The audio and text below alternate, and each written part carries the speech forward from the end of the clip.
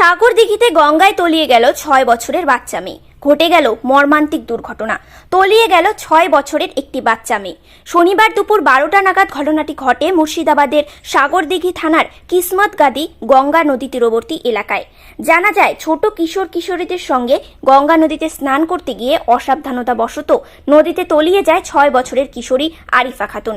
ঘটনা জানাজানি হতেই স্থানীয়রা তড়িঘড়ি খোঁজাখুঁজি শুরু করে। খবর দেওয়া হয় সাগরদিঘি থানায়।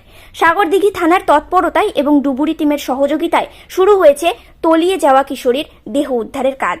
কিশোরীর তলিয়ে যাওয়ার ঘটনায় রীতিমতো চাঞ্চল্যের সৃষ্টি হয়েছে সাগরদিঘির কিসমতগাদি গঙ্গা তীরবর্তী এলাকায়।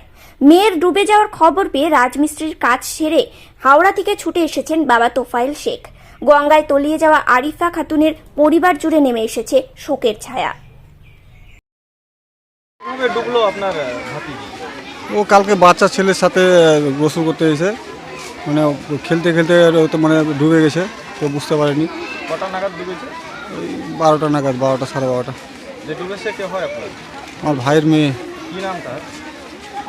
আরিফা খাতুন। তার বয়স 6 বছর। আচ্ছা, এই যে আপনার বাড়িটা কোথায়, কোন জায়গায়? কিসমতগাদির মধ্যপাড়া। মধ্যপাড়ায়? গঙ্গার ধারে কি? গঙ্গা থেকে একটু দূরে।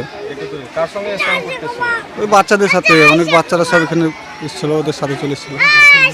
এখন পর্যন্ত না, এখন পর্যন্ত কোনো খোঁজ খবর পাওয়া যায়নি, খোঁজাখুঁজি চলছে। কালকে পুলিশ এসেছিল? হ্যাঁ, কালকে পুলিশ এসেছিলো, আজকে এসছে। এখন পর্যন্ত পাওয়া যায়নি? না, এখন পর্যন্ত কোনো পাওয়া যায়নি। কে হচ্ছে আপনার? আমার ভাইয়ের মেয়ে, ভাতিজি। আপনার নাম? আমার নাম ইসমাইল শেখ। ঠিক আছে। আপনারা দেখছেন নিউজ প্রাইম টাইমস। সঙ্গে থাকুন এবং দেখতে থাকুন নিউজ প্রাইম টাইমস।